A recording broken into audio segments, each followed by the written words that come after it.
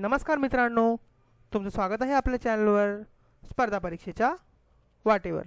तर मित्रांनो, आज आपण पाहणार आहोत महत्त्वाचे करंट अफेअर्स. ठीक आहे. तर मित्रांनो, जर आपण पाहायला गेलो तर MPSC म्हणा किंवा UPSC म्हणा, या दोन्ही पण स्पर्धा परीक्षांमध्ये करंट अफेअर्सला खूप महत्त्व आहे. त्याचप्रमाणे जर आपण ट्रेंड पाहिला सध्याचा UPSCचा म्हणा किंवा MPSCचा म्हणा, तर जवळजवळ या वर्षीचा म्हणजे ज्या वर्षी आपण एक्झाम देतोय त्या वर्षीचा, त्याच्या मागच्या वर्षीचा आणि त्याचप्रमाणे त्याच्या मागच्या वर्षीचासुद्धा म्हणजे जवळजवळ समजा आता आपण 2020ची एक्झाम देतोय तर 2018, 19, 20 या तिन्ही पण वर्षाचा जवळजवळ करंट अफेअर्स खूप महत्त्वाचे आहेत. ठीक आहे. या तिन्ही पण वर्षाचे करंट अफेअर्स अभ्यासणे खूप महत्त्वाचे आहेत. तर त्यामुळे मी काय केलं आहे, तर यावेळी हँड रिटन नोट्स काढल्यात, म्हणजे स्वतःच्या हाताने लिहिलेल्या नोट्स मी काढलेल्या आहेत.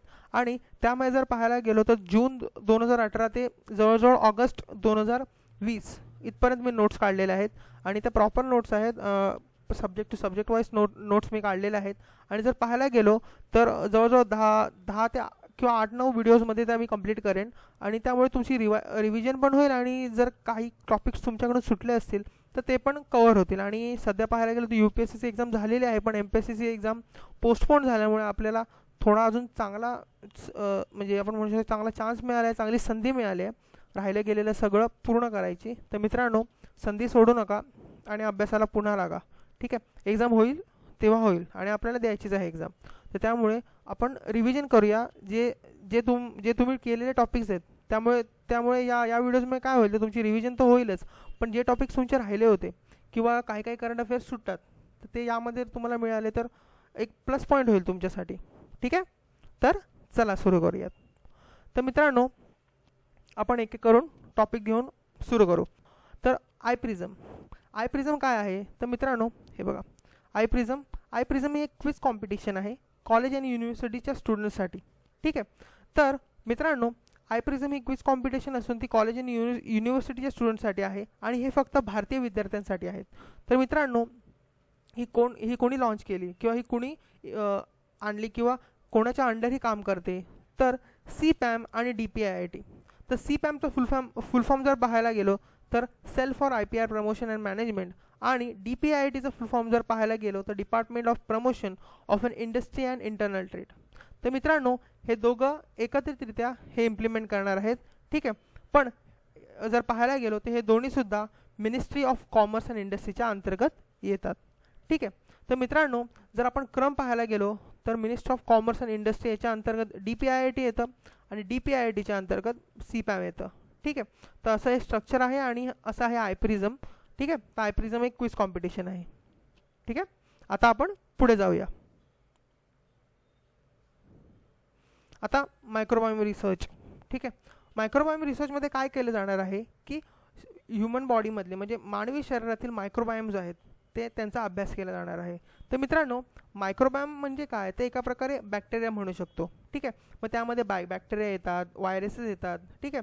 शरीरातील जे बॅक्टेरिया, व्हायरसेस, फंगी पण म्हणू शकतो. ठीक आहे. त्यांचा एकत्रितरित्या अभ्यास जो केला जातो त्यालाच मायक्रोबायोम रिसर्च असं म्हटलं जातं. ठीक आहे. तर त्या रिसर्चला आपण मायक्रोबायोम रिसर्च असं म्हणतो. ठीक आहे. त्यामध्ये काय तर मानवी शरीरातील वेगवेगळे भाग म्हणजे हात म्हणा किंवा पाय म्हणा, शरीरातील इतरत्र अवयव आहेत, त्यांच्यातील जे मायक्रोबायोम आहेत त्यांचा अभ्यास केला जाणार आहे. तर असं आहे हे मायक्रोबायोम रिसर्च. आता पुढे जाऊया. मित्रांनो, transgenic rice to remove the arsenic in the rice. मित्रांनो, पाहायला गेलो तर ट्रान्सजेनिक राईसमध्ये काय केलं जाणार आहे तर राईसमधला आर्सेनिकचा जो अंश आहे तो कमी केला जाणार आहे. आणि या कार्यामध्ये यश कोणाला मिळालेलं आहे तर लखनौचे जे रिसर्चर्स आहेत, लखनौमध्ये जे लॅब आहे तेथील जे रिसर्चर्स आहेत त्यांना हे अवगत झाले आहे किंवा ते हे करण्यामध्ये यशस्वी झालेले आहेत.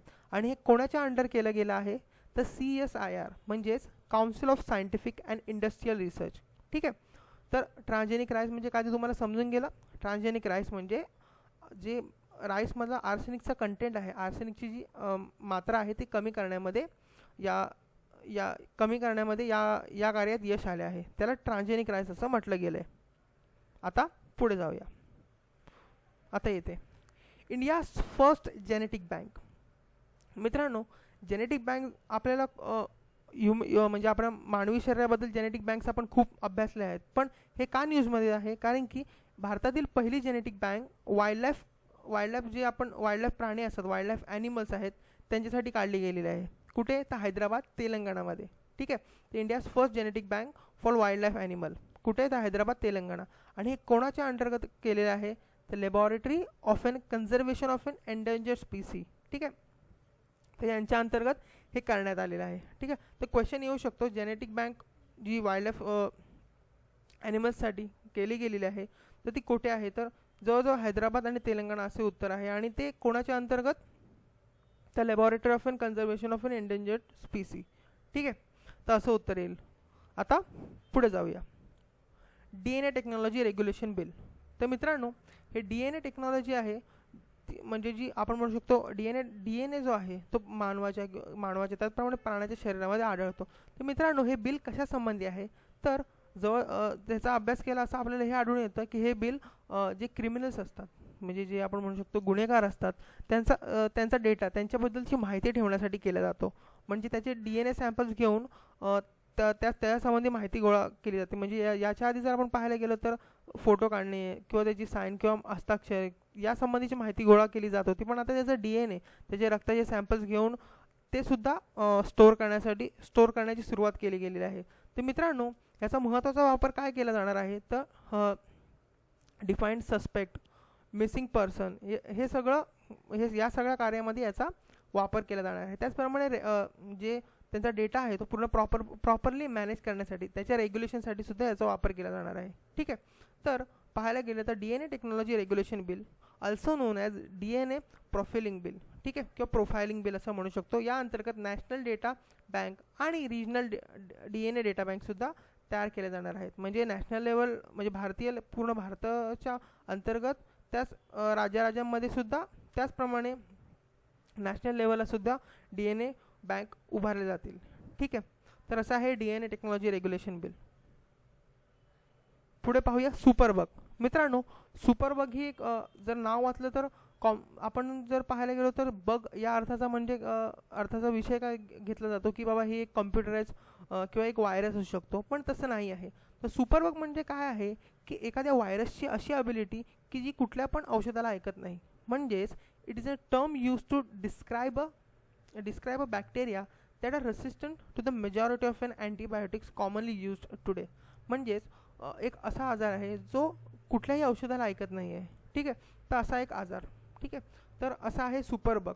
यालाच म्हटलं आता सुपरबग म्हणजे resistant to the majority of an antibiotics commonly used today. म्हणजे एखाद्या व्यक्तीला कुठलंही औषध दिलं तरी त्याला लागू पडत नाही आहे. तर तो आजार आहे त्याने त्या औषधाविरुद्ध लढण्याची ताकद स्वतःमध्ये निर्माण केलेली आहे. त्याला सुपरबग असं म्हटलं जातं. आता पुढे जाऊया. ऑक्सिटॉसिन. मित्रांनो, ऑक्सिटॉसिन हे एक हार्मोन आहे. तर हे आता बॅन केलेलं आहे. तर का बॅन केलेलं आहे? तर याचा वापर मिल्क प्रोडक्शनमध्ये केला जातो. म्हणजेच जे आपला एक प्राणी असतो दूध देणारा, म्हणजे गाय म्हणा, त्यामध्ये जर्सी गाय किंवा असे नॉर्मल गाय, त्याचप्रमाणे बकरी म्हणा, यांची दूध देणारे प्राणी आहेत. आता समजा एक गाय दिवसाला 10 लिटर दूध देते, पण हे जे हार्मोन तिला दिल्यानंतर ती जवळजवळ 10-12 किंवा असं 15 लिटर अशी जास्त दूध द्यायला लागते. म्हणजे काय, आपण तिला तिच्या रेग्युलर ह्याच्यामध्ये तिला दूध देत नाही तर ती जास्त दूध द्यायला लागलेली आहे. ठीक आहे. म्हणजे तिच्या शरीरावर परिणाम झाला आणि ते जे दूध येणार आहे त्याच्यामुळे मानवी शरीरावर सुद्धा परिणाम पडणार आहे. तर हे सगळं थांबवण्यासाठी हे ऑक्सिटॉसिन हार्मोनवर बॅन किंवा बंदी आणली आहे. ठीक आहे. तर असं आहे ऑक्सिटॉसिन हार्मोन. हे एक नॅचरल हार्मोन आहे. ठीक आहे. आणि ॲलिसिया क्लोरोटिका. ठीक आहे. तर ग्रीन सी स्लग आहे हे. ठीक आहे. तर हे एवढं महत्त्वाचं नाही. हे तुम्ही जवळजवळ सोडलं तरी चालेल. ठीक आहे. आता पुढे हे नाही वाचलं तरी चालेल. मी असंच एक्स्ट्रा इन्फॉर्मेशन लिहून ठेवली होती. आता बघा, हे खूप महत्त्वाचं आहे. डिसीज आणि हेल्थ टेक्नॉलॉजी म्हणजे ईट राईट इंडिया मूवमेंट बाय फसाई. ठीक आहे. ही ईट राईट इंडिया ही एक मूवमेंट आहे जी फूड सेफ्टी आणि स्टँडर्ड अथॉरिटी यांनी आणलेली आहे.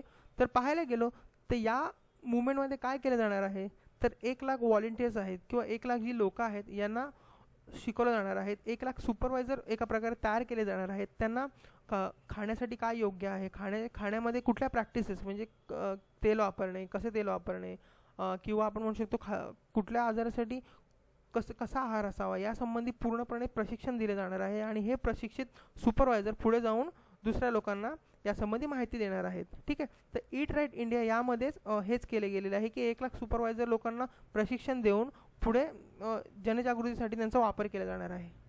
तर यामध्ये काय तर ईट राईट इंडिया हेच एक अभियान आहे. तर याचे 2 महत्त्वाचे पिलर आहेत, 2 महत्त्वाचे आधारस्तंभ आहेत. ते आहेत ईट सेफ आणि ईट हेल्दी. ठीक आहे. तर हे आहे ईट राईट इंडिया मुवमेंट आणि ती कुणी काढली आहे तर food safety and standard authority of in India. तर food safety and standard authority of India जर पाहायला गेलो तर ही कुठल्या मिनिस्ट्रीच्या अंतर्गत येते तर ministry of health and family welfare.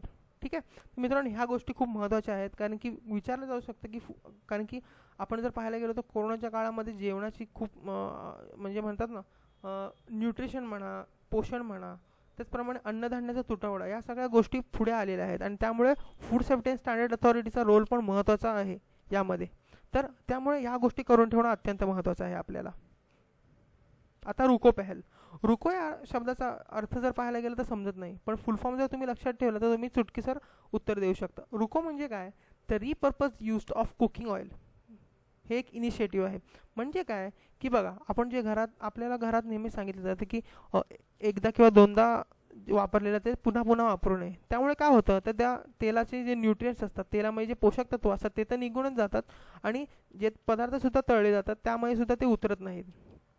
ठीक आहे. ते शरीराला घातक असतात. तर रुकोपेलमध्ये काय सांगण्यात आले आहे की लोकांनी त्यांच्याकडे जे म्हणजे जास्त यूज केलेलं तेल आहे ते तुम्ही डोनेट करा. तर त्यामुळे काय होईल तर त्यामुळे सरकार त्याचा यूज बायोफ्युल तयार करण्यासाठी करेल. ठीक आहे. फूड सेफ्टी आणि standard authority launch this initiative to collect and convert used cooking oil into a biofuel. ठीक आहे. तर ही सुद्धा इनिशिएटिव्ह फसाईनेच घेतलेला आहे आणि या अंतर्गत तेच केलं जाणार आहे की लोकांकडून ते तेल कलेक्ट केलं जाईल आणि त्याचं बायोफ्युल तयार केलं जाईल. ठीक आहे. त्यामुळे काय होईल की भारताची जी आपली डिपेंडन्सी आहे या क्रूड ऑइलवर किंवा म्हणतात ना आयातीवर, तेल आयातीवर, ती थोडी का होईना काही प्रमाणात तरी कमी होईल आणि यामध्ये आपल्या इकॉनॉमीला खूप नाही म्हणता येणार पण थोड्या प्रमाणात फायदा होईल. ठीक आहे. कारण की मित्रांनो आपण आयात कमी करून जेव्हा निर्यात वाढवू ना तेव्हाच आपली इकॉनॉमी चांगली रन होईल. ठीक आहे. तर या अनुषंगाने हे एक टाकलेलं पाऊल आहे. आणि जर याच्यासाठी उदाहरण पाहायला गेलं तर मॅकडोनल्ड कंपनी आहे तिने सुद्धा हे काम सुरू केलेलं आहे. आता रिप्लेस. मित्रांनो हे खूप महत्त्वाचं एक टॉपिक आहे आपल्यासाठी. रिप्लेस म्हणजे काय तर रिप्लेस हे सुद्धा एक इनिशिएटिव्ह आहे. कुणी घेतलं ते इनिशिएटिव्ह तर WHO ने. WHO म्हणजेच वर्ल्ड हेल्थ ऑर्गनायझेशनने हे इनिशिएटिव्ह घेतलं आहे. 2023पर्यंत जे ट्रान्सफॅट आहे आपल्या आर्टिफिशियल ट्रान्सफॅट आहे जे आपल्या जेवणामध्ये असतं ते पूर्णपणे एलिमिनेट करणे किंवा काहीरित्या एलिमिनेट करण्याचा गोल WHOचा आहे. Eliminate industry produced artificial trans fat from the global food supply by 2023. ठीक आहे. तर हा गोल आहे WHOचा. आर्टिफिशियल ट्रान्सफॅट म्हणजे काय जे आपण म्हणतो ना आपण जे चीज खातो, मक्खन खातो, तर हे बघा हे एक ओरिजिनल जे आपल्या गाईच्या दुधापासून बनवलं जातं आणि एक असतं जे आर्टिफिशियल म्हणजे आपण म्हणू शकतो ना डालडा म्हणा किंवा जे पाम ऑइल किंवा इतरत्र केमिकल वापरून तयार केलेलं असतं. ठीक आहे. म्हणजे जी गोष्टी स्वस्तात भेटतात ते अशाच बनतात आणि यामुळे त्याची चव तर चांगली लागते. ठीक आहे. आणि ते स्वस्तात पण मिळतं पण त्यामुळे शरीरावर जे आर्टिफिशियल ट्रान्सफॅट म्हणजे जे चरबीचे चरबी आपल्या शरीरावर चढते त्याचप्रमाणे आपल्या शरीरावर वेगवेगळे याचे इम्पॅक्ट पडायला लागतात. शरीराला खूप हानिकारक असते. तर यामुळेच WHOने यावर एक स्टँड घेतला आहे आणि 2023पर्यंत हे आर्टिफिशियल ट्रान्सफॅट आहे हे काढून टाकण्याचा त्यांनी एक एम केलेला आहे. ठीक आहे. तर यासंबंधी ही रिप्लेस एक आपण म्हणू शकतो रिप्लेस त्यांनी इनिशिएटिव्ह घेतलेला आहे. ठीक आहे. तर क्वेश्चन येऊ शकतो की व्हॉट इज द रिप्लेस्ड और असं क्वेश्चन येऊ शकतो की what is the replace it seems in news. ठीक आहे. इट सीन इन न्यूज असं येऊ शकतं की म्हणजे हे न्यूजमध्ये होतं तर काय आहे बाबा. तर हे असं आहे की हे एक ट्रान्सफॅट संबंधी आहे किंवा एलिमिनेशन ऑफ ट्रान्सफॅट संबंधी आहे. तर कुणी काढली तर WHOने. आता पुढे फिक्स्ड डोस कॉम्बिनेशन. मित्रांनो फिक्स्ड डोस कॉम्बिनेशन म्हणजे काय तर एखाद्या आजाराशी लढण्यासाठी एक गोळी किंवा एक ड्रग आपण म्हणतो किंवा एक औषध हे 2 किंवा त्यापेक्षा जास्त किंवा 1 किंवा 2 गोळ्या मिळवून एक औषध तयार केलं जातं. तर हेच थांबवायचं आहे. तर कॉम्बिनेशन ऑफ 2 ड्रग म्हणजेच फिक्स्ड डोस कॉम्बिनेशन आणि हे कुणी केलेलं आहे तर ministry of health and family welfare यांनी केलेलं आहे की की दोन गोळ्या मिळून किंवा दोन मेडिसिन मिळून तुम्ही एक अशी ड्रग तयार करू नका. त्यालाच फिक्स डोस कॉम्बिनेशन म्हटलं जातं. ठीक आहे. आणि हे मॅन्युफॅक्चरिंग करण्यासाठी सुद्धा ministry of health and family वेलफेअरने नको सांगितलेलं आहे. तर मित्रांनो, हे फिक्स डोस कॉम्बिनेशनमुळेच ते सुपरबगसारखे प्रॉब्लेम येतात. ठीक आहे. तर हे आहे फिक्स डोस कॉम्बिनेशन. मित्रांनो, जे सुपरबग आपण मागच्या काहीच मिनटापूर्वी पाहिले ते तुम्ही पाहून घ्या पुन्हा. तर आता आहे ईट राईट मेला. मित्रांनो, ईट राईट मेला हे सुद्धा फूड सेफ्टी अँड स्टँडर्ड अथॉरिटीनेच काढलेलं आहे. तर ह्याच्यामध्ये काय केलं गेलेलं आहे की हा ईट राईट मेला आहे की त्यामध्ये जे तिकडचे लोक आहेत किंवा जे त्यामध्ये भाग घेतील त्यांना त्यांच्या हेल्थप्रमाणे त्यांच्या आरोग्याप्रमाणे त्यांच्या न्यूट्रिशनबद्दल माहिती दिली जाणार आहे. म्हणजे एखाद्याला डायबिटीस आहे तर त्याने काय पथ्य पाळावी, एखादा चांगला मनुष्य आहे, हेल्दी मनुष्य आहे, त्याने काय रुटीन पाळावी, किंवा एखाद्या आजारी व्यक्तीने कसं राहावं यासंबंधी सगळी, त्याच्या खाण्यापिण्यात काय असावं या सगळी माहिती दिली गेली. त्याचप्रमाणे ही सगळी माहिती एका पुस्तक रूपात सुद्धा लॉन्च केली गेली. ते पर्पल बुक होतं, त्यामुळे सुद्धा ही सगळी माहिती देण्यात आलेली आहे. ठीक आहे. तर असं आहे ईट राईट मेला. आणि ह्याची जो आता सेकंड एडिशन झाली कुठे, दिल्लीमध्ये, आणि पहिली एडिशनसुद्धा दिल्लीमध्ये झाली होती. ईट राईट मेला कुणी आणलं तर food safety and standard authority of India यांनी आणलेलं आहे. ठीक आहे. आता पुढे जाऊया. आता हे आपण डिसीज पाहणार आहोत. त्यामध्ये आता जे आपण पाहतोय ते व्हायरल डिसीज आहेत. त्यानंतर आपण ऑर्फन डिसीज पाहणार आहोत. ठीक आहे. आता पाहूयात.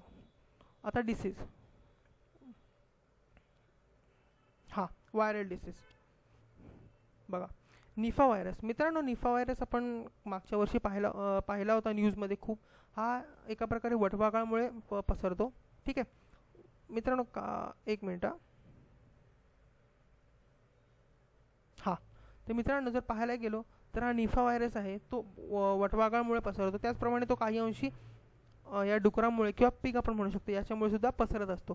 तर हा एक प्रकारचा झुनॉसिस आहे, कारण की हा प्राण्यांमधून मनुष्याला सुद्धा होतो. आणि हा आहे निफा व्हायरस. ठीक आहे. हा व्हायरल डिसीज आहे आणि याच्यावर औषध उपलब्ध नाही आहे. हा आहे निफा व्हायरस. आता पुढे जाऊया. झिका व्हायरस. मित्रांनो, हा झिका व्हायरस हा एका मच्छरमुळे होतो. ठीक आहे. तर हा मच्छर, त्याचं नाव आहे एडिस स्पीसीस. बघा, एडिस स्पीसीसचं मॉस्किटो आहे. एडिस स्पीसीस, हे बघा इथे नाव लिहिलं आहे. हे बघा इथे एडिस स्पीसी या मच्छरमुळे हा आजार पसरतो. तर हा ह्युमन टू ह्युमनसुद्धा पसरत असतो. म्हणजे मानव आता कोरोना कसा पसरतो आहे तसाच पसरतो. ठीक आहे. तर हा याच्यामुळे काय होतं की ज्या गर्भवती स्त्रिया आहेत त्यांच्या मुलांच्या वाढीवर परिणाम होतो. त्यांची वाढ नीट होत नाही. ठीक आहे. आणि कधी कधी ॲबनॉर्मल बाळसुद्धा जन्माला येतं. तर झिका व्हायरस खूप घातक आहे असं आपण म्हणू शकतो एका प्रकारे. ठीक आहे. तर झिका व्हायरससुद्धा एक प्रकारे व्हायरल डिसीज आहे. तर क्वेश्चन कसं येऊ शकतो मित्रांनो, की एक क्वेश्चन येऊ शकतो की यातले व्हायरल डिसीज कुठले, आणि लिस्ट दिली जाईल. तर त्यामध्ये असे यांचे नावं असतील आणि त्यामधले तुम्हाला जे व्हायरल डिसीज आहेत ते ओळखून जो व्हायरल डिसीज नाही आहे तो फक्त वेगळा करायचा आहे. तर असे क्वेश्चन येऊ शकतात. पुढचा आहे पोलिओ. हा सुद्धा व्हायरल डिसीज आहे, पण याचं औषध अवेलेबल आहे, वॅक्सिन अवेलेबल आहे. आपल्याला माहिती आहे लहानपणापासूनच आपल्याला 5 वर्षापर्यंत 2 थेंब दिले जातात त्या वॅक्सिनचे लहान बाळांना. ठीक आहे. म्हणून इथे लिहिलं आहे बघा, ओरल पोलिओ वॅक्सिन याची अवेलेबल आहे, म्हणजे तोंडावाटी ती दिली जाते. आणि पूर्ण भारतभर हा प्रोग्राम चांगल्याप्रमाणे राबवला जातो. ठीक आहे. हे झालं पोलिओ. आता मिझलला रुबेलासुद्धा म्हटलं जातं आणि मराठीत आपण त्याला कांजण्या किंवा देवी पण असं म्हणतो. तर मित्रांनो, या अंगावर बारीक बारीक असे पुळासारखी किंवा फोड्या येतात. ठीक आहे. हा सुद्धा एक व्हायरल डिसीज आहे आणि याच्यावर सुद्धा वॅक्सिन अवेलेबल आहे. ठीक आहे. हे झालं मिझल आणि रुबेला. आता पुढे हॅपेटायटिस. ठीक आहे. त्या हॅपेटायटिसच्या 5 प्रकार आहेत, ABCDE. तर मित्रांनो, जर मुख्य करून पाहायला गेलो तर BCD हे व्हायरल डिसीज आहेत, म्हणजे हे एकापासून दुसऱ्याला पसरतात. आणि A आणि E आहेत ते आहे कंटॅमिनेटेड फूडपासून झालेले, म्हणजे दूषित अन्न किंवा दूषित पाण्यामुळे हे हॅपेटायटिस A आणि हॅपेटायटिस E हे होत असतात. बाकी BCD हे व्हायरल हॅपेटायटिस आहेत. ठीक आहे. आता पुढे जाऊयात. आता आहे चिकनगुनिया. मित्रांनो, जसं मी म्हणालो होतो मागच्या वेळी, जो झिका व्हायरसला जी मच्छर कारणीभूत होती म्हणजेच एडिस इजिप्टी मॉस्किटो, तीच चिकनगुनिया आणि डेंग्यू यांच्यासाठी कारणीभूत आहे. तर हे आजार यांच्यामुळे होतात. आणि याच्यावर जर पाहायला गेलं तर चिकनगुनिया, डेंग्यू आणि झिका या तिघांसाठी ही एडिस इजिप्टी मॉस्किटो कारणीभूत आहे. ठीक आहे. तर हे सुद्धा व्हायरल डिसीज आहेत. आता पुढे जाऊया मित्रांनो. हे दोन जे मी सांगणार आहे ते खूप महत्त्वाचे आहेत, कारण की हे जनरली न्यूजमध्ये नाही आहेत आणि हे एक विचारल्या जाण्याचा आपण म्हणू शकतो चान्सेस खूप आहेत, कारण की मागच्या वेळी या दोन व्हायरसेसचं नाव खूप चर्चेमध्ये होतं. एक आहे कायनसूर फॉरेस्ट डिसीज. ठीक आहे, बघा कायनसूर फॉरेस्ट डिसीज याला अजून एक नाव आहे, ते म्हणजे मंकी फिवर. ठीक आहे, आणि याच्यावर जवळजवळ वॅक्सिन अवेलेबल नाही आहे. हे एक व्हायरल डिसीज आहे आणि ट्रान्समिटेड बाय मंकी म्हणजे माकडामुळे पसरतो. ठीक आहे, हा आहे कायनसूर फॉरेस्ट डिसीज. दोन्ही पण नाव येऊ शकतात, एक मंकी फिवर म्हणून पण येऊ शकतो किंवा कायनसूर फॉरेस्ट डिसीज म्हणून सुद्धा असं नाव येऊ शकतं, तर लक्षात ठेवा. आता आपण पाहणार आहोत लासा फिवर. मित्रांनो, लासा फिवर हा एक व्हायरल डिसीज असून तो कोणामुळे पसरतो, तर उंदरामुळे पसरतो. ठीक आहे, आणि हा एकदा मनुष्याला उंदरामुळे मानवाला होतो, म्हणजेच हा एका प्रकारे झुनॉसिस आहे. ठीक आहे, तर हा आहे व्हायरल डिसीज. तर जो उंदीर आहे त्याच्या मूत्रापासून त्याच्या रक्तापासून किंवा त्याने जर आपल्याला चावा घेतला, ठीक आहे, त्यामुळे सुद्धा तो पसरू शकतो. आणि महत्त्वाची गोष्ट म्हणजे याच्यावर वॅक्सिन अवेलेबल आहे, म्हणजे याचं औषध अवेलेबल आहे. तर ही खूप महत्त्वाची गोष्ट आहे. आता पुढे जाऊया. बघा बॅक्टेरियल डिसीजेस. ठीक आहे, आता बॅक्टेरियल डिसीज आपण 3 घेतलेले आहेत. तर पहिला आहे TB. आता TB हा कुठल्या बॅक्टेरियामुळे पसरतो, तर ट्युबरक्युलोसिस. हे आपल्याला माहिती आहे, ट्युबरक्युलोसिस. ठीक आहे, तर मित्रांनो WHOचा गोल आहे की 2030पर्यंत हा ते संपवतील, ते जगातून एलिमिनेट करतील. तर मित्रांनो पाहायला गेलो तर बघा, हा TB जो आजार आहे त्यामध्ये भारत हा रँक 1वर आहे, त्यानंतर इंडोनेशिया आहे. ठीक आहे, तर हा आजार भारतामध्ये खूप याने थैमान घातलेला आहे, जवळजवळ आपण असं म्हणू शकतो. आणि गव्हर्नमेंटने सुद्धा याच्यावर सुद्धा पावलं उचललेले आहेत. निक्षय यासारख्या आपण म्हणू शकतो इनिशिएटिव्ह गव्हर्नमेंटने घेतलेले आहेत. त्यामध्ये त्या TBच्या रोगाच्या संबंधी माहिती ठेवली जाते. त्याचप्रमाणे त्याला काही अंशी पैशाची मदत त्याच्या अकाउंटमध्ये ट्रान्सफर केली जाते. अशी महत्त्वाची कार्य आपली गव्हर्नमेंट या निक्षय या स्कीममधून किंवा आपण निक्षय या इनिशिएटिव्ह म्हणून घेतली जातात, असं आपण म्हणू शकतो. हा निक्षय इनिशिएटिव्ह मी पुढच्या व्हिडिओमध्ये नक्कीच घेईन. आता फक्त एवढं लक्षात ठेवा की TB हा एक बॅक्टेरियल डिसीज आहे. ठीक आहे, आणि भारताचा हा गोल आहे की आपण हा 2025पर्यंत हा रोग एलिमिनेट करणार आहोत. ठीक आहे, तर असा आहे TB. पुढे जाऊया लेप्रेसी. लेप्रेसी हा सुद्धा एक नेग्लेक्टेड ट्रॉपिकल डिसीज आहे आणि हा मायक्रोबॅक्टेरियल लेप्रोसी यामुळे पसरतो. आता ट्रॅकोमा नेग्लेक्टेड ट्रॉपिकल डिसीज आहे आणि हा पाहायला गेलो तर कुठला, तर ट्रॅकोमॅटिक या बॅक्टेरियामुळे पसरतो. ठीक आहे, पुढचं आहे ते पाहायला गेलो तर मित्रांनो हा नेपाळने एलिमिनेट केलेला आहे. हा आजार नेपाळने एलिमिनेट केलेला आहे. हे लक्षात ठेवण्याची गरज नाही, फक्त हे 3 लक्षात ठेवा. हा कुठल्या बॅक्टेरियामुळे पसरतो हे लक्षात ठेवा. जवळजवळ नाव पण लक्षात ठेवायची गरज नाही, कारण की त्याच्या नावावर त्या बॅक्टेरियाच्या नावावर त्या आजारांची नावं ठेवली गेलेली आहेत. त्यातला मुख्य आहे तो TB, तो लक्षात ठेवा. आता पुढे जाऊया मित्रांनो. ही लिस्ट खूप महत्त्वाची आहे, तुम्ही पाठ करून ठेवा. तिन्ही पण डिसीज.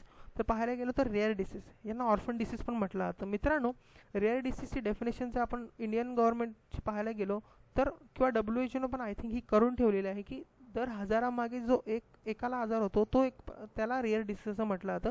आणि गव्हर्नमेंटने सुद्धा यांना वन टाईम असेसमेंट म्हणजे एकदा मदत अशी केलेली आहे की एखाद्याला झाला तर त्याला 15 लाखापर्यंत असिस्टंट केलं जातं गव्हर्नमेंटकडून. ठीक आहे, मग तो त्यांनी कुठल्या पण हॉस्पिटलमध्ये त्याचं आपण म्हणू शकतो त्याची ट्रीटमेंट घ्यावी, त्याला 15 लाखापर्यंत मदत गव्हर्नमेंट करत असतं आपले. यासंबंधी व्हिडिओ पण मी पुढे बनवेन, पुढच्या करंट अफेअर्समध्ये ते मी प्रॉपर केलेलं आहे. आता फक्त तुम्हाला मी माहिती देऊन ठेवतो आहे. तर हा आहे रेअर डिसीज. त्याला ऑर्फन डिसीज का म्हटलं जातं, कारण की त्यावर जी औषधं असतात ती कंपन्या खूप कमी प्रमाणात बनवतात आणि त्यामुळे या आजाराशी लढणं हे मानसिकदृष्ट्या तर खूप कठीण असतंच, पण आर्थिकदृष्ट्या सुद्धा तेवढंच कठीण असतं. ठीक आहे, तर हे आहेत रेअर डिसीज आणि ऑर्फन डिसीज आपण म्हणतो. तर ते आहेत थॅलेसेमिया, सिकल सेल ॲनिमिया आणि हेमोफिली. ठीक आहे, तर हे 3 आहेत. यांना नेग्लेक्टेड ट्रॉपिकल डिसीज पण म्हटलं जातात. मग ते जेनेटिक डिसीजसुद्धा असू शकतात, म्हणजे वडिलांकडून मुलाला जाऊ शकतात. ठीक आहे, तर असं असू शकतात. आता पुढे जर पाहायला गेलो तर पीनल किंवा PP. ठीक आहे, तर हे फेनोटाईप म्हणजेच काय म्हणायला गेलो तर हा एक रेअर ब्लड ग्रुप मिळालेला आहे सध्या भारतामध्ये. तर लक्षात ठेवा किंवा क्वेश्चन येऊ शकतो की पीनल सेमिन न्यूज व्हॉट इज इट. तर आपण लिहायचं की बाबा ब्लड ग्रुप आहे हा, म्हणजे लिहायचं म्हणजे सिलेक्ट करायचं, खाली ऑप्शन दिलेले असतीलच. ठीक आहे, तर आता पुढे जाऊया. हा एक महत्त्वाचा टॉपिक आहे, इंटेलेक्च्युअल प्रॉपर्टी राईट. ठीक आहे मित्रांनो, इंटेलेक्च्युअल प्रॉपर्टी राईट म्हणजे काय? It refers to the creation of an mind. म्हणजे आपल्या डोक्यात ज्या आयडिया येतात, डोक्यात जी कलाकृती निर्माण होते तिला आपण इंटेलेक्च्युअल प्रॉपर्टी म्हणू शकतो. म्हणजे एका व्यक्तीने केलेली निर्मिती तिला आपण इंटेलेक्च्युअल प्रॉपर्टी म्हणतो. ठीक आहे. तर त्यामध्ये काही येऊ शकतं, सिम्बॉल्स येतात, चित्र येऊ शकतं, किंवा आपण लिहिण्याची पद्धत म्हणू शकतो, हे सगळं येतं त्यामध्ये. ठीक आहे. तर मित्रांनो, जागतिक स्तरावर ह्याला कोण सांभाळतं? तो वर्ल्ड इंटेलेक्च्युअल प्रॉपर्टी ऑर्गनायझेशन हे जागतिक लेवलवर सांभाळतं. आणि ह्याचे 2 कन्व्हेन्शन्स आहेत याच्या अंतर्गत. एक आहे पॅरिस कन्व्हेन्शन, एक आहे बर्ने कन्व्हेन्शन. तर पॅरिस कन्व्हेन्शन पाहायला गेलो तर पॅरिस कन्व्हेन्शन कशासंबंधी नियम बनवतं? तर protection of an industrial property. म्हणजेच ज्या कंपन्या असतात मोठ्या मोठ्या, त्यांचे जे क्रिएशन्स असतात, म्हणजे ते एका गाडीचा पार्ट म्हणा किंवा गाडी म्हणा, तिचं मॉडेल म्हणा, तर हे सगळं पॅरिस कन्व्हेन्शनच्या अंतर्गत येतं. ठीक आहे. त्यामध्ये इंडस्ट्रियल प्रॉपर्टी पाहिली जाते. तर बर्ने कन्व्हेन्शन जे आहे, बर्ने कन्व्हेन्शन ते प्रोटेक्शन ऑफ एन लिटरसी किंवा आर्टिस्टिक वर्क, म्हणजे एखाद्याची चित्रकला म्हणा किंवा एखाद्याने ड्रॉइंग काढलं म्हणा, एखाद्याने कविता लिहिली, या संबंधीचे प्रॉपर्टी राईट्स हे हँडल केले जातात बर्ने कन्व्हेन्शनमध्ये. आणि त्यामध्ये महत्त्वाची गोष्ट ही आहे की फोटोग्राफी आणि सिनेमॅटोग्राफी येत नाही. ठीक आहे. हे खूप महत्त्वाचं आहे. आता पुढे पाहूया. तर बघा, वर्ल्ड इंटेलेक्च्युअल प्रॉपर्टी ऑर्गनायझेशन, तिचा भारत हा सदस्य आहे. ठीक आहे. आता पुढे पाहूया. आपण हे पाहून घेतलेलं आहे की DPIIT आणि CPAM हे एकत्रितरित्या मिनिस्ट्री ऑफ कॉमर्स अँड इंडस्ट्रीच्या अंतर्गत येतात आणि हे सुद्धा भारतामध्ये इंटेलेक्च्युअल प्रॉपर्टी राईट्सचं प्रोटेक्शन करण्यासाठी महत्त्वाचं काम करत असतात. तर मित्रांनो, जे सिप्रा आहे हे सुद्धा हे DPIIT यांच्या अंतर्गत येतं. मित्रांनो, सिप्रा हे कशासाठी तयार करण्यात आलेलं आहे? तर सिप्राचा निर्मितीचा उद्देश हा आहे की लोकांमध्ये जनजागृती निर्माण व्हावी इंटेलेक्च्युअल प्रॉपर्टी राईट संबंधी. नाहीतर काय होतं मित्रांनो, एखाद्याने एक निर्मिती केली आणि त्याला खबरच नसते की आपण केलेली निर्मिती कोणीतरी दुसरा वापरतो. जसं की मी उदाहरण देतो की जे अजय अतुल आपले सिंगर्स आहेत, त्यांचे जे म्युझिक आहेत, म्युझिकच्या टोन्स आहेत, त्या तमिळ इंडस्ट्रीमध्ये वापरले गेले आणि त्यांना माहितीच नव्हतं की हे वापरले गेलेत. आणि जेव्हा त्यांना माहिती पडलं तेव्हा सुद्धा त्यांनी त्याच्यावर काय प्रॉपर ॲक्शन घेतले नाहीत. म्हणजे एका प्रकारे आपण म्हणू शकतो, जी आपली निर्मिती आहे ती कुठेतरी नोंदणीकृत करून घ्यावी, ज्यामुळे तिचा वापर तुम्हीच करू शकता. आणि जर समजा तिला कोणाला वापरायचं आहे तर तिने तुमची प्रॉपर किंवा रितसर परमिशन घेऊनच ते वापरावं, किंवा तुम्हाला काही पेमेंट देऊन तुमच्या ज्या आवश्यक नीड्स आहेत त्या पूर्ण करून ते वापरावं. तर तसं हे सगळं मॅनेज केलं जातं. ठीक आहे. तर त्यामुळे सिप्रा हे कशासाठी आहे? तर लोकांमध्ये जनजागृती निर्माण करावी की IPR म्हणजे इंटेलेक्च्युअल प्रॉपर्टी राईट म्हणजे काय आहे. ठीक आहे.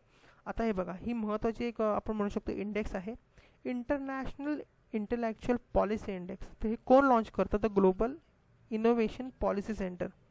ठीक आहे. International intellectual policy index bye global innovation policy centre.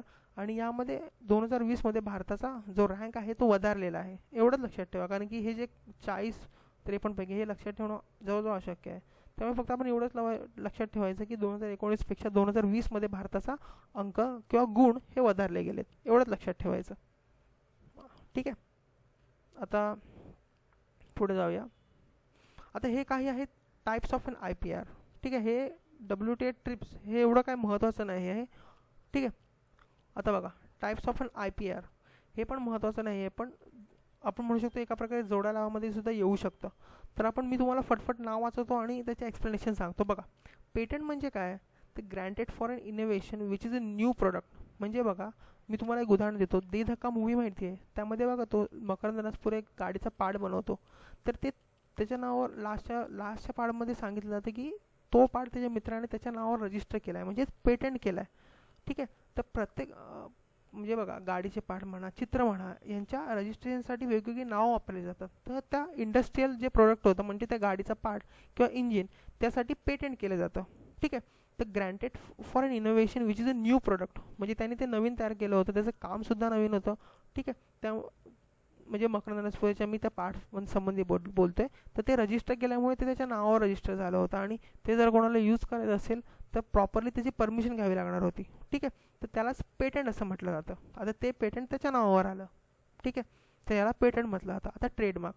मित्रांनो, ट्रेडमार्क म्हणजे एखादं नाव असू शकतं. म्हणजे आता जर तुम्ही पाहायला गेलं तर चितळे बंधू किंवा येवले चहा, त्यांच्यावरती बघा TM असं लिहिलेलं असतं. तुम्ही कुठला चिप्स जरी खायला घेतलं तरी त्या नावावर TM असं लिहिलेलं असतं, म्हणजे ट्रेडमार्क. ते नाव त्यांच्या व्यतिरिक्त कोणी वापरू शकत नाही. म्हणजे ते काही गोष्टी बघा, काय काय लोक म्हणतात ना, नावाचा पैसासुद्धा एक व्यक्ती घेत असते. म्हणून जर तुम्ही बघा कुठल्याही कंपनीची तुम्ही जे फ्रँचायझी घ्यायला जाता ना, तेव्हा ते तुम्ही नाव घेत असता वापरण्यासाठी. ठीक आहे, तर त्याचा पैसा लागतो, त्यालाच म्हटलं आता ट्रेडमार्क. ठीक आहे. आता कॉपीराईट समजणं खूप इझी आहे.